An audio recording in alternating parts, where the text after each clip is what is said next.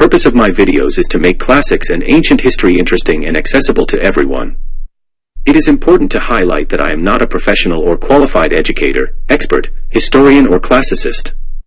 However, I ensure that all the information I use in my video scripts has been collated from numerous credible sources, which is accessible online. The images depicted in the video are artistic representations and do not reflect the actual appearance of the building or the people during ancient times. They are intended to visually illustrate my own interpretations and descriptions of historical events and settings. There might be mispronounced words throughout this videos. Please do not rely on my video for an authoritative or reliable source of how to pronounce certain words.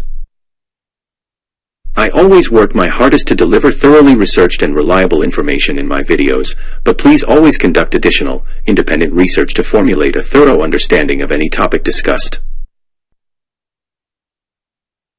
The Library of Timgad is an ancient Roman library located in the ruins of Timgad, a Roman city in the Ouros Mountains of Algeria. Located to the east of Batna, Timgad sits at a distance of 35 kilometers from the city. Timgad was founded by the Roman Emperor Trajan around 100 AD. The complete name of the city was Thamagati, also known as Colonia Marciana Ulpia Triana Thamagati. In honor of his mother Marcia, his eldest sister Ulpia Marciana, and his father Marcus Ulpius Traianus, Emperor Trajan bestowed the city with the name that bore their illustrious lineage. Constructed during the 2nd century AD, the Library of Timgad stands as one of the most remarkably well-preserved Roman libraries globally.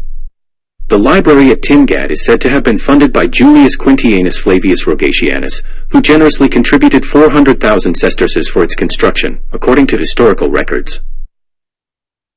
However, due to the limited available information about this benefactor, the precise date of the library's establishment in Timgad remains uncertain.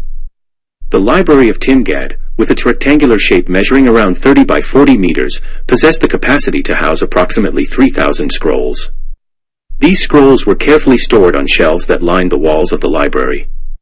Drawing from the available archaeological evidence, scholars propose that the library likely originated from the late 3rd century or potentially the 4th century. The library consists of a spacious semicircular room in the middle, with 2 rectangular rooms on either side.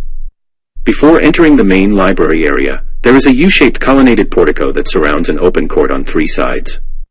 Adjacent to the portico, there are 2 long and narrow rooms on each side.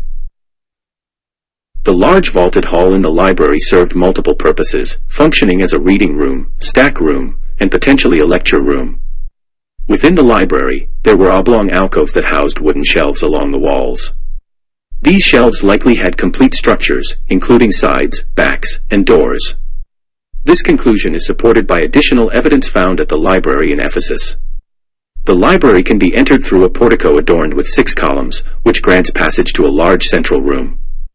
This room was dedicated to reading and contained a raised platform that may have been used for lectures or reading aloud.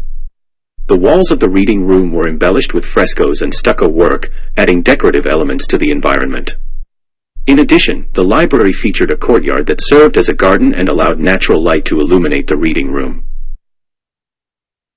The courtyard boasted a central fountain, providing a focal point for the space, and was encircled by a colonnade, enhancing its architectural beauty and providing a pleasant outdoor area for visitors.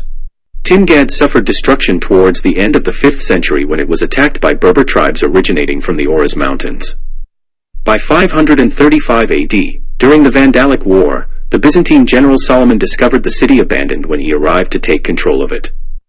However, with the Byzantine reconquest, some activities were revived in the city.